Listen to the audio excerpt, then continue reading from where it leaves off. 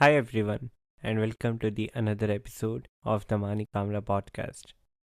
Today, I'm going to be in a conversation with Mahima Poddar, and we are going to talk about emotions. Personally, I am a huge advocate of emotional literacy, and I hope you like our conversation today. Also, if you like the podcast, please subscribe to it and follow me on my Instagram at the Mani Kamra podcast. That being said, let's start our today's conversation.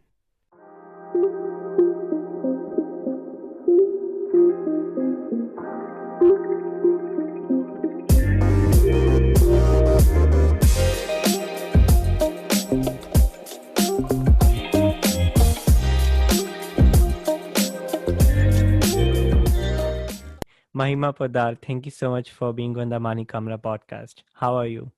I am feeling at this moment, I'm feeling a little nervous about how this podcast would go and how I would speak. But otherwise, I'm feeling good.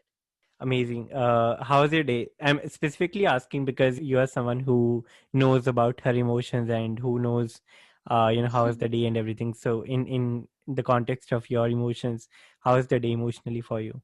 Because we are going to talk about emotions, and I think that's really important to check in with you. Checking in about my day, I usually use this tool. So I got it from my workplace, My Emotions Matter. So we use this tool, Rose, Thorn, and Bud.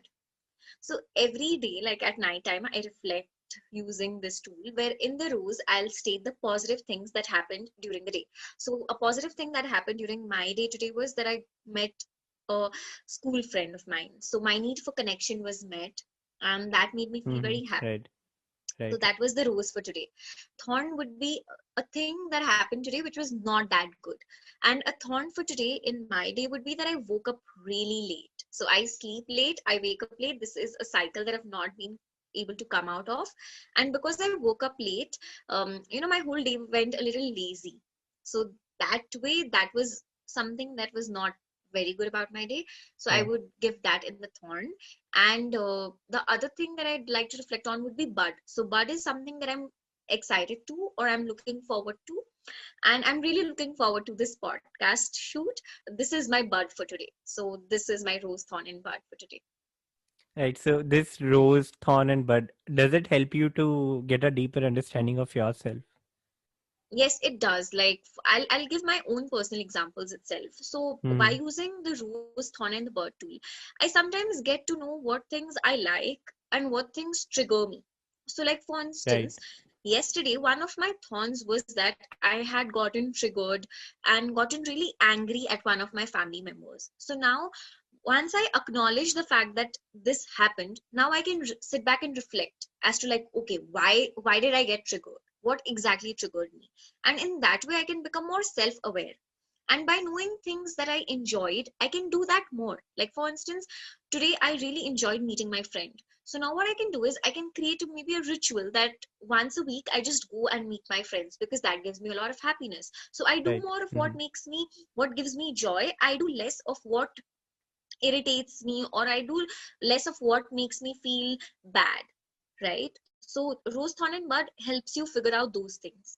Right. And you talked about a lot of things like, trigger and acknowledging your own emotions. And I want to talk about all these things today. But I want to start from scratch, like laying down some groundwork. I want to ask, so there's one very famous subreddit called Explain Me Like I'm Five. Right. So I want you to explain emotions and emotional intelligence like I am 5 years old. Okay, so I'm not going to go into the technical definition. I'm going to explain it in the way I have understood it. I'm just 5 years old. I would not understand your technicalities anyway. So emotions are data. Like for instance, with every emotion that you experience, with when you experience like good emotions like joy or you'd say pride, it's because one of your needs is being met. And when you experience difficult emotions, like let's say sadness, let's say depressed, let's say you're feeling tired, it's because one of your needs is not being met. So emotions are basically data that help you see which of your needs are being met and which of your needs are not being met. And like for instance, Manik, I'd like to ask you, like, when was the last time that you experienced a difficult emotion? I think it was a few days ago when I got irritated at one of my friends. I guess irritation is one of the unpleasant and a difficult emotion, right? So now, if you really reflect back on your experience, it was one of your needs that was unmet. More than your friend, I guess it was one of your needs that was not met. Though I cannot say which of your needs was unmet, but I'm sure that it was one of your needs that was unmet, which made you feel irritated. Could you like reflect and think of it now? Yeah, so I was very busy throughout the day and I could not work out. When I don't work out, I get really sort of irritated. So yeah, that happened. I'm feeling So like I'm exactly, talking to a therapist. no, I'm not a therapist, or I'm just trying to work on emotional intelligence, and I'm Yeah, yeah. taking baby steps. But so see, now what happens is that if I'm experiencing a negative emotion, it's just because one of my needs is unmet. And if I'm experiencing like a positive emotion, like a very pleasant emotion, then it's because one of my needs is met. So emotions are basically data. And talking about emotional intelligence in the most simplest way is seeing people as people. So what usually happens is that we end up looking at others as objects or irrelevancies.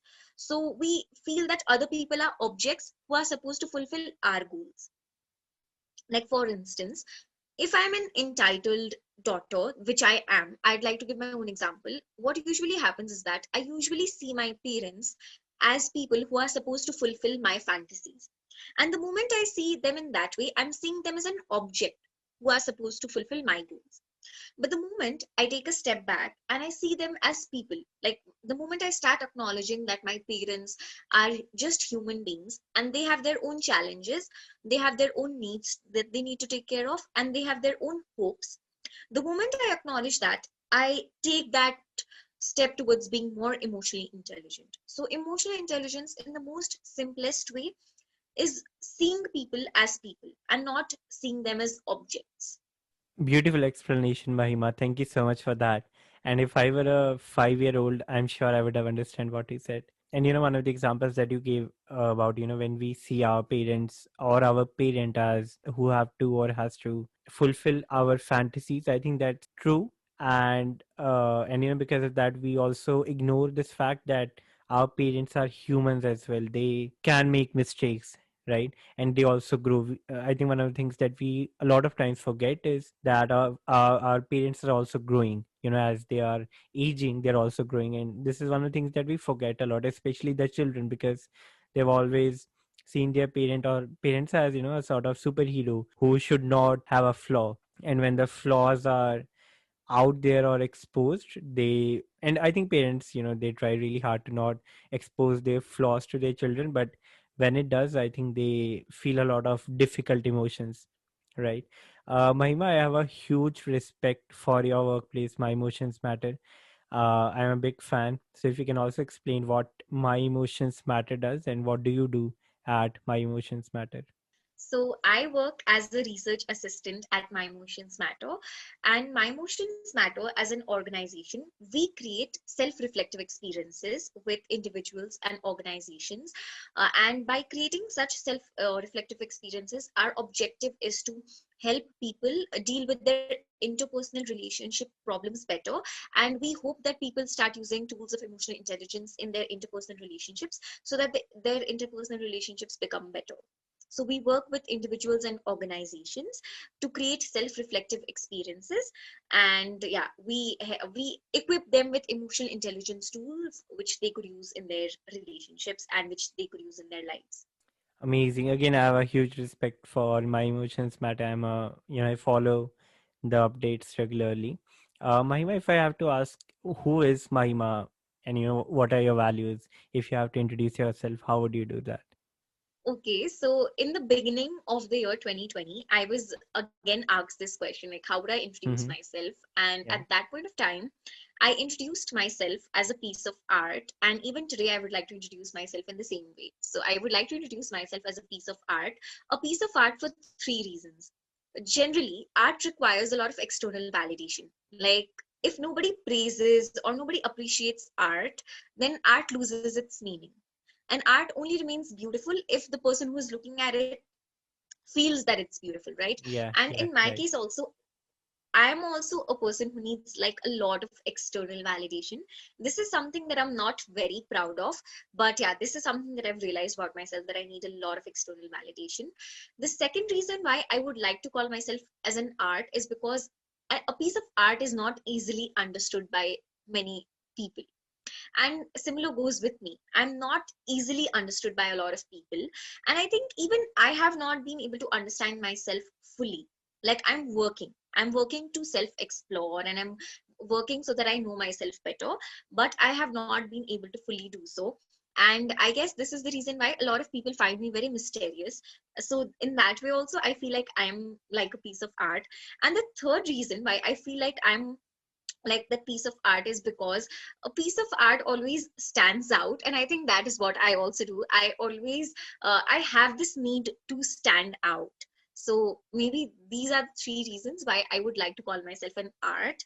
And regarding my values, so my top three values are independence, then it's professional growth, and then it's romantic relationships. When we talk about these values, like my values have shaped me up in a way that it has its own pros and cons. Like for instance, talking about my value of independence, because I love being independent, I hate asking for help. So that's a flaw that I have because of Mm, my value. yeah, yeah, yeah, right. Likewise, talking about my second value of professional growth, because I value professional growth a lot, I sometimes tend to work in workaholic ways, which is not very healthy. So that's a flaw that I have. And talking about my third value, so I value romantic relationships a lot. And what is happening is that at this moment, I've been single for quite some time now, and because I'm single, I sometimes feel like I'm unworthy, just because I value romantic relationships a lot. And when I do not when I'm being single, I'm missing out on that romantic relationship. So sometimes I feel like I'm unworthy, and sometimes I also have that fear of missing out. So I think my values have shaped me, but they have also made me flawed in its own ways. Beautiful, Mahima. Thank you so much for introducing yourself. And it feels really good. And I feel really honored to interview you because the last two times we spoke to each other, I was being interviewed, right? So I want to ask, how does it feel being on the receiving end? And I know I've already asked you before the interview, but I also want the listeners to know that, someone who interviews people a lot, how does it feel to be on the receiving end? So, or to be on the receiving end, I'm feeling nervous because I have this habit of repeating my sentences a lot. So that is there. And I'm also nervous because I need a lot of external validation. So at this point of time, I'm just hoping that your listeners like this conversation, and I hope they have good things to say about me after they listen to this conversation. I'm hopeful. The reason I invited you because I know whatever you're going to say going to be worthy for the listeners, and that's the reason I had no doubt when I asked if you would like to be on the podcast. So again, I want to thank you, Mahima, for being on the podcast. I want to ask you about your journey, like your journey of discovering emotional intelligence, and I'm asking you because we are not typically taught in the schools or university about emotional intelligence, and this is one of the things that I have spoken about with my previous guest as well, when we are talking about what are things that are not taught typically in a in especially in the third world countries about emotional intelligence, or how to love someone, or how to approach someone who does not look like us, or how to approach someone who does not worship a same religion, or who does not worship a religion at all, right? So I want to ask you, what has been your journey of discovering emotional intelligence, and how did you figure out? My journey of exploring emotional intelligence began fairly late. So it began in 2020. So what happened was, that is how I think the COVID had a positive effect in my life. So because we were all in a situation of lockdown, I was locked down too. I was at my home and I had a lot of time, a lot of free time. So during that free time, I used to reflect a lot. And at that point of time, I started knowing more about myself. I also started this ritual at my home. So where I ask my mom and my sister-in-law reflective questions. So I ask them to know about who they are as person. So that is how my emotional intelligence journey at my home began. In our office, like we often have reflective conversations. We often talk about emotions. We often talk about acknowledging emotions, and my office personality is really good. So I tend to use the emotional intelligence tools at my office quite a lot. So my office has given me very, like my workplace has given me amazing tools that I can use. Simple yet very powerful tools that I can use, and I have started using them since 2020. After, especially after this lockdown began, because I had a lot of free time, so I wanted to like go on a new adventure, and that adventure was to just explore within myself. So that's how my journey of exploring emotions and emotional intelligence began. Right. The journey, is it like gratifying, or is it a lonely road? Is it a difficult journey? Do you have to confront a lot of your evils, or do you confront a lot of darker side of yourself? How has the journey been as of now, and what do you think is going to be in the future? So I would like to quote Mark Manson here. I am a great fan of his work, especially of Hmm. his book, The Yeah, Subtle Art of Not Giving a Fuck. yeah, So in yeah. his book, he talked about how self-awareness is like an onion, because that really brings you into tears. And I guess that's how the journey of exploring your own emotions and being emotionally intelligent feels like. It's definitely not easy. First of all, it's a behavioral change. So behavioral change takes a lot of time. What happens is that when you have to become more emotionally intelligent, it begins with your mindset. You have to change your thoughts a lot. You have to acknowledge all of your thoughts and you have to change them.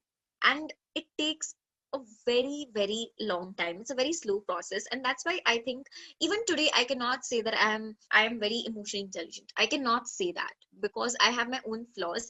I am trying to work on getting better, but it would take me a lot of time, and it's definitely not easy, because being emotionally intelligent means also acknowledging your difficult emotions. Like for instance, an example I would like to share is, so what happens with me is, I have two negative flaws about me.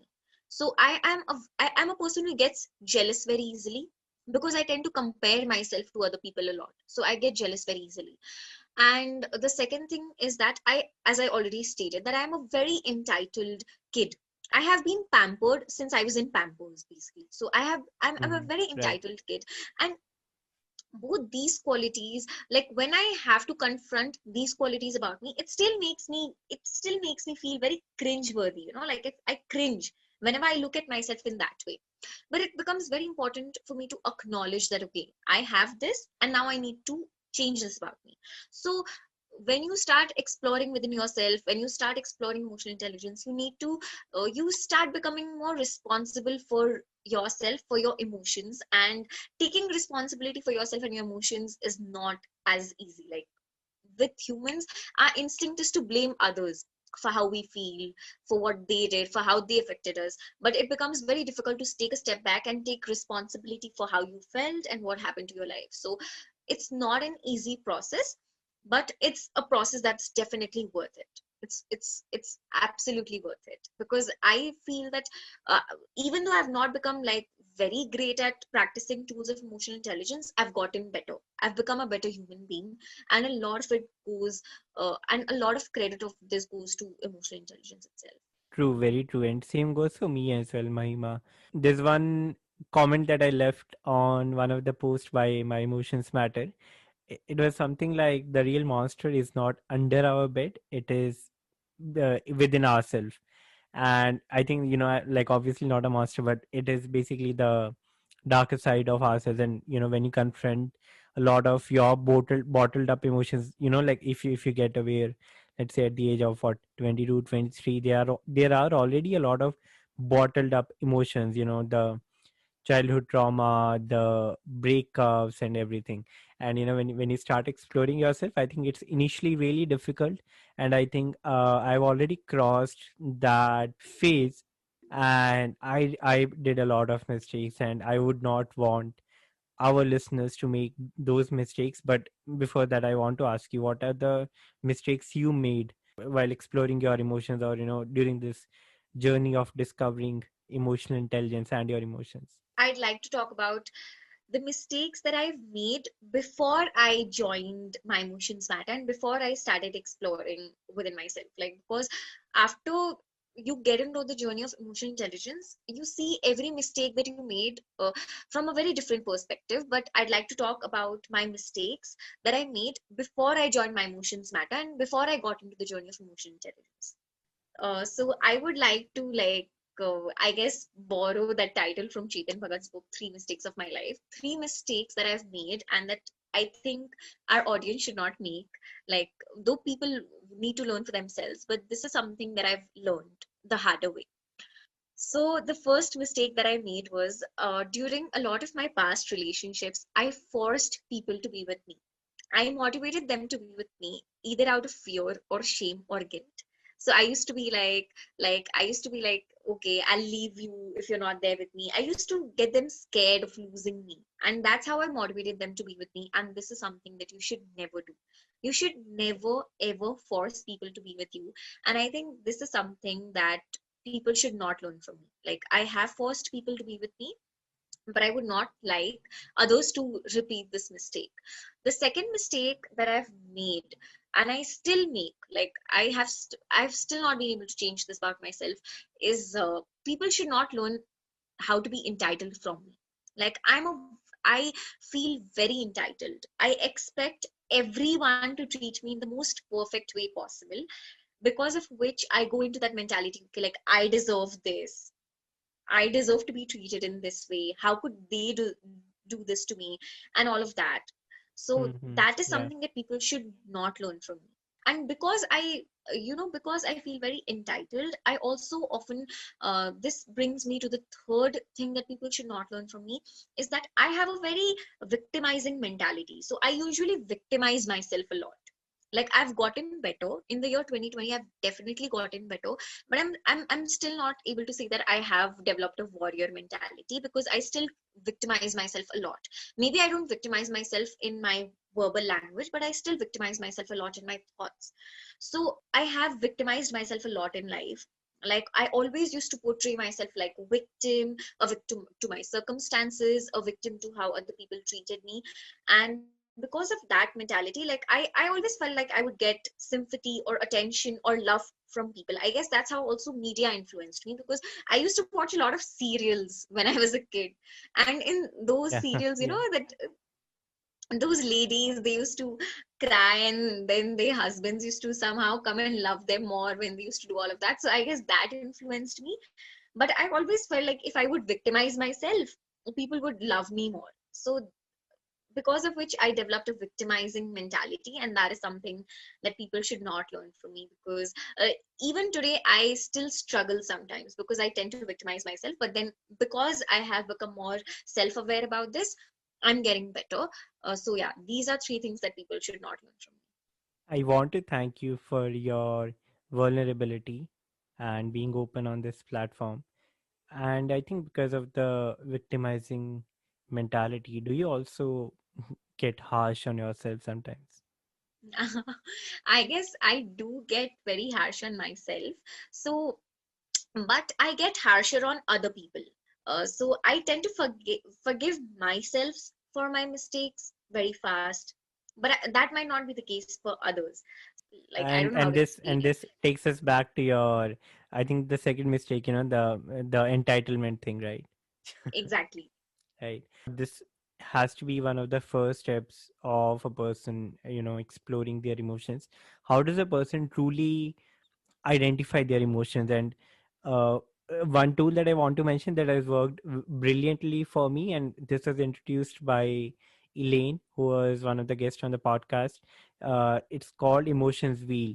So basically, the surface emotions, right, the anger or the laughter and everything, it has deeper meanings to them. For example, if I am angry, that's not my true emotion, that's the surface emotion, right?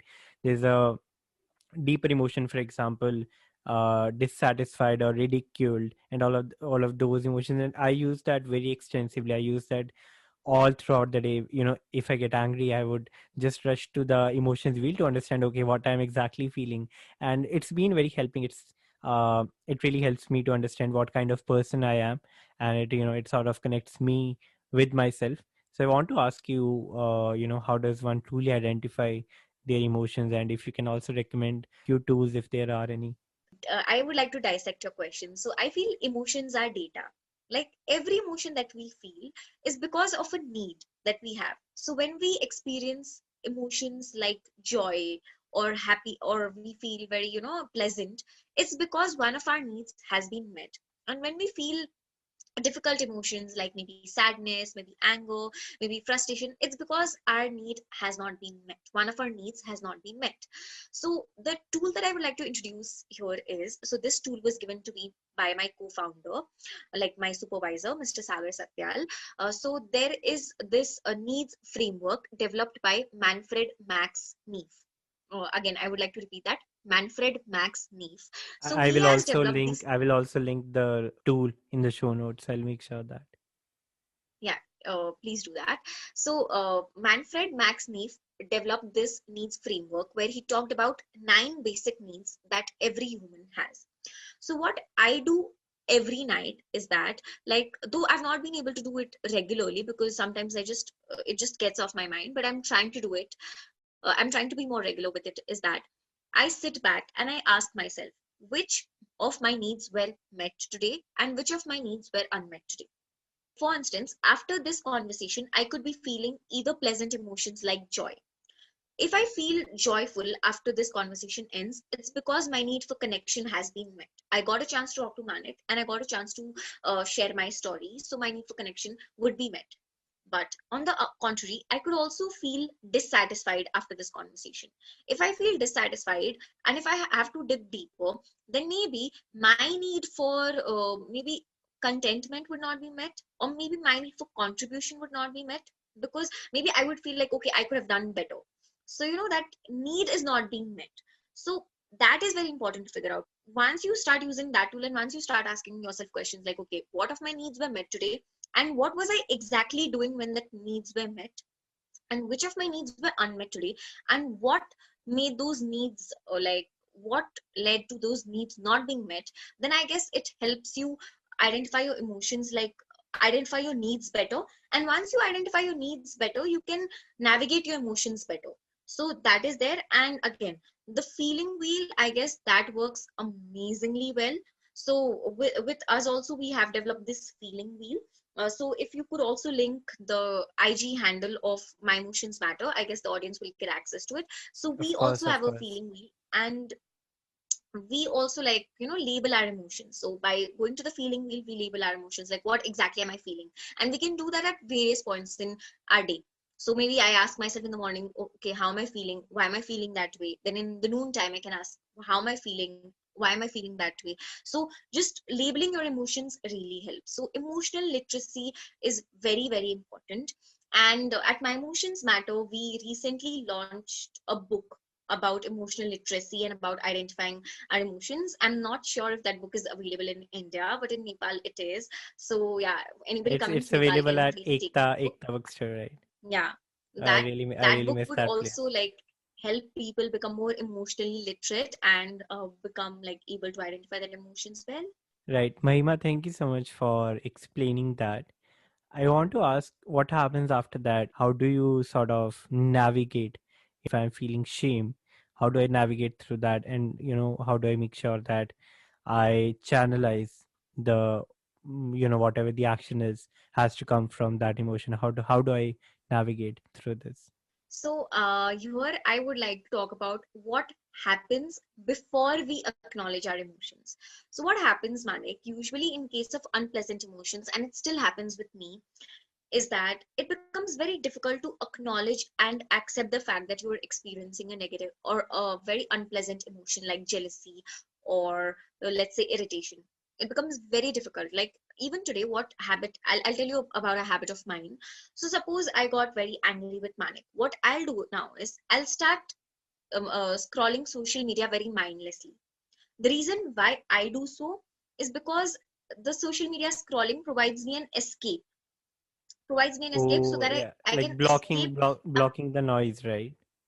Blocking the exactly. noise So of whatever Manik did. Yeah. very true. So like I just try a way to escape my emotions. And that is something that I still do. Like, I still struggle with acknowledging and accepting my emotions, because I feel like the moment you accept and acknowledge your emotions, navigation is very personal to everyone. So, my journey of navigating my emotions could be very different from the way you navigate your emotions.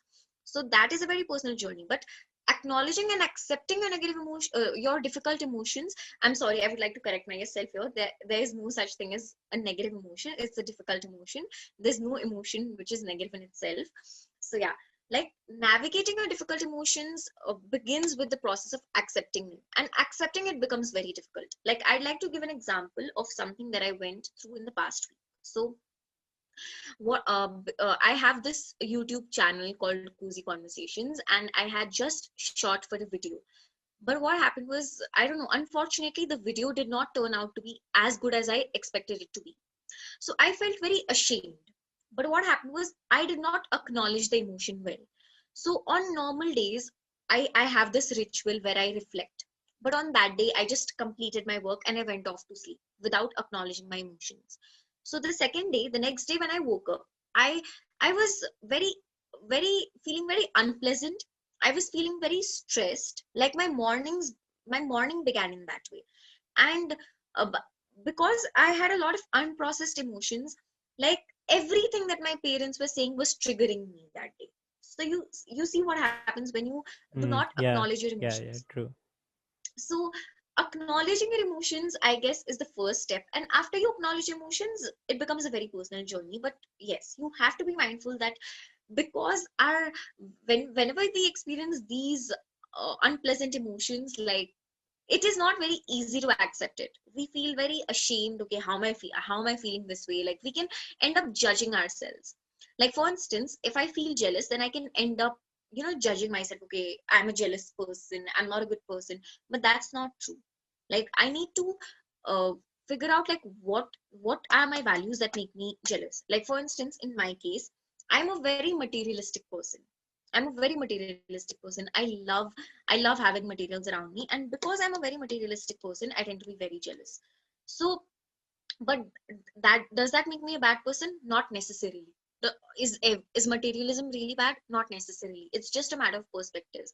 So it's very important that we do not shame ourselves for feeling emotions. And acknowledgement is very, very important, because even today, like, even though I have been working in this uh like area for 1.5 years now, but I still find it difficult to acknowledge and accept my unpleasant emotions. So that is a challenge. And I guess once you can acknowledge your emotions, then you can navigate it easily. Like, the way it works different for everybody. 100%. There was a book I was reading called The Gifts of Imperfection, and that book is all about shame and how to deal with it and everything, and how to navigate through shame, and how to create something beautiful out of that feeling of shame, right? So we are navigating through our emotions, right? And we we obviously don't live in isolation. We have people around us. We have various kinds of relationships, romantic relationships, friendly relationships, and everything. How does a person on the receiving end, okay, so I'm navigating through a difficult emotion, and there's a person who I am with, let's say physically or even virtually, who I'm sort of, let's say, texting, or who is with me walking somewhere, or I'm at the office or at home, anywhere. How does the person on the receiving end make sure that I am comfortable, or how would the other person make sure that that person is also comfortable and helping me in sort of navigating me through my difficult emotion? This is very personal. It differs from person to person. So maybe the way I would like people to be around me would not be the same as how you would want people around you to behave. So I guess it is very important to have meaningful conversations. Like, I guess, to answer your question, the first important step in to make any relationship healthy is having meaningful conversations. We need to sit with our parents. We really need to take time out to sit with our parents, with our partners, with our siblings, with our friends, and have meaningful conversations with them. We need to understand who they are as a person. So, for instance, I'd like to give a very personal example here. I am a very anxiously attached person. Okay, so what used to happen to me was like I get very anxious like whenever there are conflicts. But my ex partner, he was a very avoidantly attached person. So if he whenever he experienced unpleasant emotions, he wanted me to give him space, because his attachment style was that of avoidant attachment, and he wanted to just need that space. He just needed that space whenever he was experiencing any unpleasant emotion. But because I am an anxious person, and because I have an anxious attachment style, what used to happen was whenever he would be experiencing any unpleasant emotion, I would get even more clingy to him.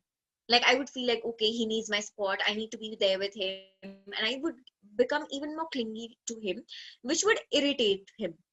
And I guess Yeah. this was a Mm-hmm. cycle that often repeated in our relationship. And the reason why this cycle repeated was because we never communicated what our attachment style was. How did we feel supported? We needed those conversations, and that was missing. So I feel like it's very important to have meaningful conversations where you actually try to understand like who the other person is as a person, what their needs are, how do they feel supported. Having those kind of conversations are very important.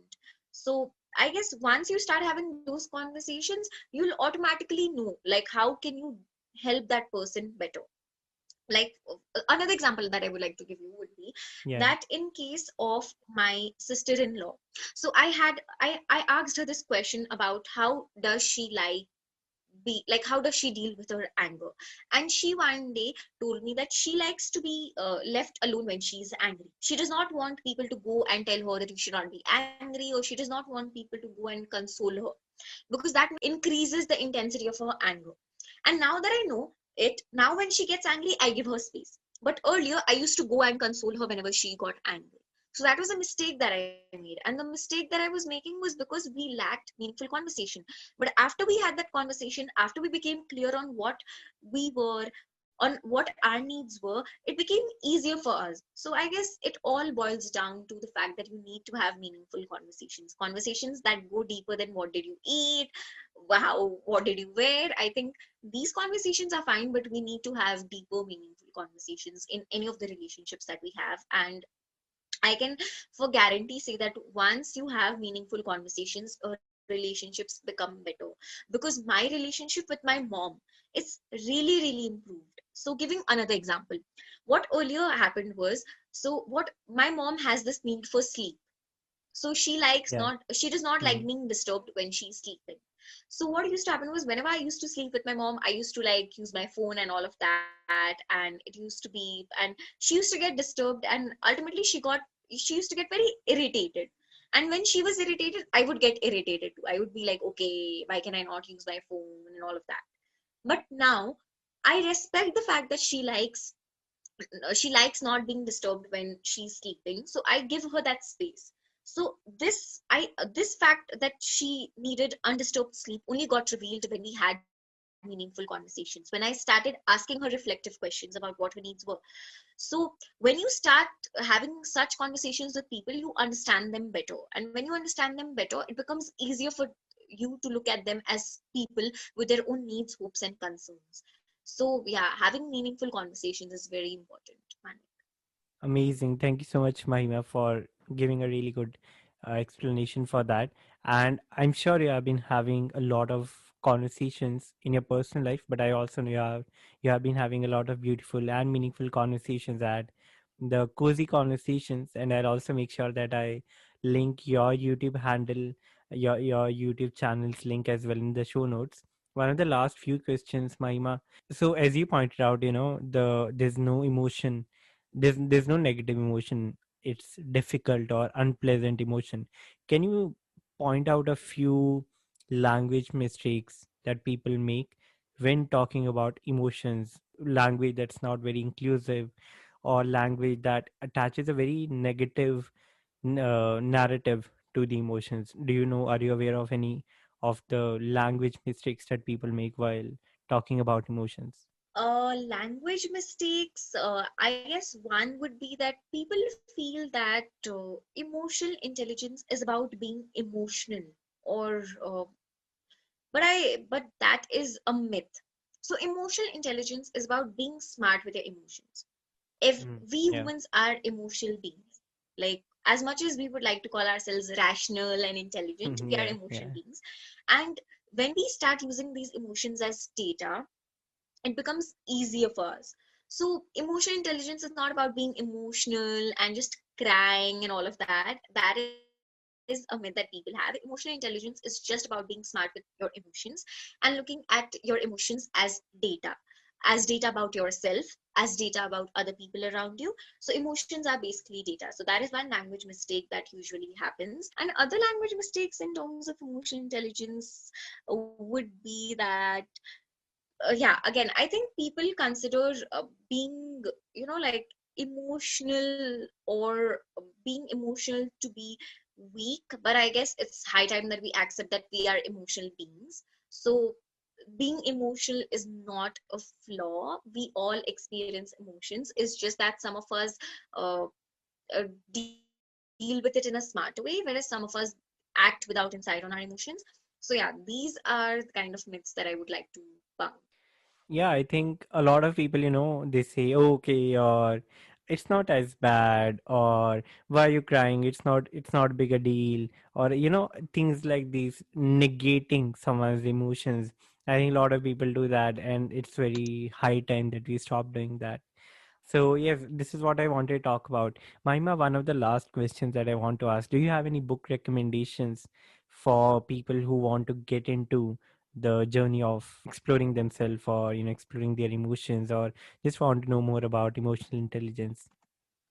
So one of the books that I'd like to recommend would be the book that we published from My Emotions Matter recently. The book's name is My Emotions Matter, A Guide to Managing and Expressing Emotions Positively. So this is a very simple book that we have developed, but it can provide you really powerful reflections. So for a beginner, I guess this book would be really nice, but this book is available in Nepal. I'm not sure about places other than Nepal. Hopefully we can make our book reach there as well. The other book recommendation that I would have would be there's this book called An Outward Mindset, which has been developed by the Arbinger Institute. So that is also a really nice book about which is based on emotional intelligence itself. Likewise, there's this book, Nonviolent Communication, written by Marshall Rosenberg. So that is also one book that's really nice. So yeah, these are a few book recommendations that I have for people who are interested in uh, exploring their emotions and navigating in the journey of emotional intelligence. Right. I want to ask, how do you create such a culture where people are open about their emotions, where people can express themselves openly, in a workplace and in your social circle as well? How do you create that kind of culture? So, first of all, I think when you talked about this question, I'd like to applaud my supervisors, so Miss Bhavana Shrestha and Mr. Sagar Satyal, because I guess they are the people who built this culture of emotional, of where we could embrace our emotions very freely in our organization. So there have been days where I have had like really, I felt really low, but I could be very open about it at my office. And I guess this was because of the culture that they shaped. So one way that we could shape this culture in our social circle or in our corporate culture could be by accepting and acknowledging all sorts of emotions. Like as I said, like in our social circle, again, sometimes it's very important not to shame our friends or our colleagues or our family members for feeling certain emotions. Like I guess that is the first step to becoming more free about emotions. Like even if you're experiencing an unpleasant emotion like anger, it's very important to acknowledge it and to give that space to express it. Yes, expression should be done in a healthy way, a positive way. You can just not say that you're angry and go and beat someone up, but expressing it in a very free way without having that fear of judgment is very important, because I guess that's what my supervisors have provided me in my workplace culture. Like I can go and tell them about any emotion that I'm experiencing. Like for instance, I'd like to give an example. So in the beginning, like when we were in lockdown in Nepal, there was one point in time where I had become extremely scared. I was so scared about being laid off. I had this fear that okay, the economy is like going into a recession, I'd be laid off. Like, I really need to work hard. I really need to impress my supervisors. Otherwise, I'd be laid off. I'd have nothing to do. And I very openly stated that to my supervisors. And then we talked about it. We talked about it in a very open manner. So the fact that they gave me that space to be so open about an unpleasant emotion that I was experiencing actually gave us a space to become closer to each other, to understand each other very closely. So that becomes very important. Like, for instance, especially in case of men, this happens. So when you start expressing your emotions, like, okay, people sometimes shame you. Like, for instance, you could be shamed, like, okay, I'm feeling angry. Suppose you say that I'm feeling angry. People might say that, okay, you should not feel angry. Anger is not a good emotion. That's not the case. It's very important for to give that space that people can express and acknowledge whatever emotions that they are experiencing without the fear of judgment. Once you start doing that, you can, build that culture where you nurture emotional intelligence in a healthier way. So I guess that is very important. And also, seeing people as people becomes very important. If you really want to nurture the culture of emotional intelligence, it's very important to see other people as people. As I already stated that, we usually fall into tendencies where we see other people as either as objects who are supposed to fulfill our goals, or we see them as irrelevancies that we are supposed to ignore. As for instance, like, I'm doing some work, and a child comes to me. So it's very important for me to acknowledge that the child might have his or her own needs that he or she has come to me. It's very important for me not to see that child as an irrelevancy to ignore. Ki, okay, it kab jayega. This child is just an irrelevancy to ignore. It's very important to get out of that mindset. Seeing people as people basically means seeing people with the fact that they have their own hopes, needs, and challenges. Just acknowledging that fact that other people too have their own needs, hopes, and challenges, and can really help you take that step towards being more emotionally intelligent. That is a very insightful message, Mahima. Thank you so much. And I really agree with you on all the aspects that you talked about, and seeing people as people, and also using non-violent. You talked about non-violent communication, and also uh, using very inclusive language. Like a lot of people say disabled people, but a better word would be people with disabilities. Like people first approach. So I think that's a topic for some other day. Mahima, my last question to you would be, what would be your advice to people who have not been nurtured in this kind of culture that you just spoke about, where your emotions are not acknowledged by other people, right? Where you don't get validation and all of that stuff. What would be your advice to these people who are having a very difficult time dealing with their emotions and sort of suppressing them, not expressing them because they know that if they do that would just be negated by the people around them or by the society. So what would be your advice for them? It's very important, first of all, to accept ourselves and our emotions before we pressurize or we put that burden on someone else. So the advice that I have for everyone for everyone who's listening to me today is that, like, acknowledge your emotions. Like, maybe at the end of the day, maybe at the beginning of the day, choose a time that works for you. Just take out 5 to 10 minutes to self reflect, to reflect on the positive things that happened in your day, to reflect on not so good things that happened in your day. So when you start reflecting, you'll start acknowledging, like, the good and the bad. And when you start doing that, and self acceptance is very important. So what happens is that oftentimes we don't acknowledge and accept who we are. We don't acknowledge and accept our negative emotions, or not, sorry, difficult emotions. Again, I'd like to correct myself here. We ourselves do not accept and acknowledge our difficult emotions, and we expect that other people would do that for us, but that's not going to happen. It is very important that self acceptance comes. And I guess self acceptance of emotions would come when people would genuinely take the time to take a pause. It's very important to take a pause. Sometimes taking a pause is useful.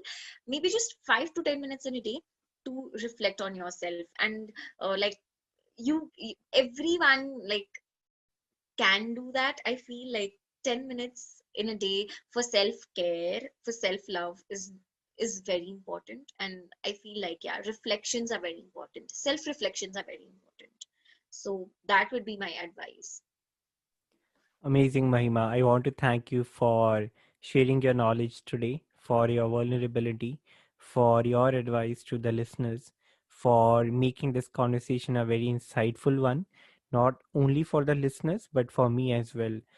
I am going to listen this conversation again after after we are done with the recording. I'm going to listen this a lot of times because I feel this is going to help me a lot with my own emotions and how do I cultivate such kind of culture. I've been very I've been like I've always made sure that I do that, but I'll take more responsibility towards the community and people around me so that they can be more and more expressive and so that I can support them with their emotions and help them navigate through it. Mahima, thank you so much for being on the Mani Kamra podcast today. It's an honor having a conversation with you. Is there any signing off message that you have for our listeners? First of all, thank you so much, Manik, for inviting me and for giving me this space to talk about my experiences and to talk about emotions. And yeah, any sign off message that I would have for my listeners today would be that maybe you guys can go and follow our IG handle, My Emotions Matter, because we have a lot of content out there which could help you navigate and acknowledge your emotions better. And you could also follow our website to know more about our work, because we also regularly publish blogs. So we have some amazing blogs written by my colleague Aprajita Jha, where she talks about emotions and about emotional intelligence. So I hope that our work could spread in a wider area, and I hope that our IG handle and our website are a place for you to find meaningful content. Yeah, so that would be my sign off message to the audience. And I look forward to having more conversations with you. So, this was it for today's conversation. If you have any feedback, suggestions, or if you just want to talk about anything, please reach out to me on my Instagram or at my email, which is info@manikamra.com. I'll be back next week. Till then, take care.